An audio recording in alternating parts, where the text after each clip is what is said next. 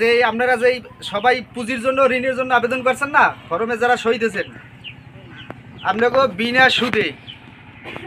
সুদে বিনা জমাতে আপনার কাছ থেকে আপনাকে টাকা দেবে। টাকা দেওয়ার পরও নেবে না, টাকা দেওয়ার আগেও টাকা নেবে না। আপনার কাছ থেকে কেউ টাকা নেছে, এই যে ফর্মে টাকা নেছে, সামনেও আর কেউ নেবে না।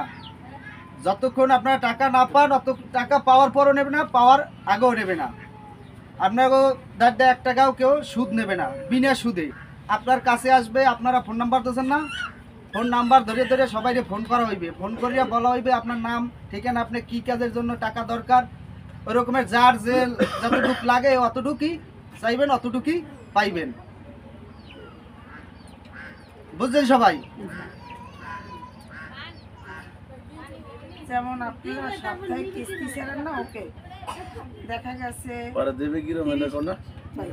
30,000 টাকা চাইলে 3,000 টাকা জামানত নেয় না, ও জায়গায় প্রত্যেক সপ্তাহে টাকা দেয়, কিন্তু কিস্তি খাওয়া না খাওয়া দিতে হয়, ইনকাম হয় বা না হয় দিতেই চাই। কিন্তু আমরা কিন্তু ওই লোনটা নিলে ভোগান্তিতে থাকি। কারণ দেখা গেছে অতি বৃষ্টি হয় না, ও সময় একটা অটো চালাও, কারেন্ট থাকে না, কারেন্ট না থাকলে চার্জ দেয় কিভাবে, যাত্রী ওঠে না, ও তো আর ইনকাম করতে পারে না। উপরে প্রায় 7-8 জন নির্ভরশীল খাবারের। এই টাকাটা হচ্ছে কি অনেক সুবিধাজনক।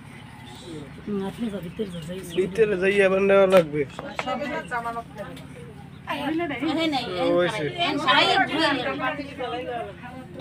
এটা আপনার টাকাটা যখন আপনি পাইবেন, যেমন এখানে ছাত্র আছে, মানে ছাত্রকে নাম দিতে পারে, ছাত্রকে নাম দিয়েছেন কেউ?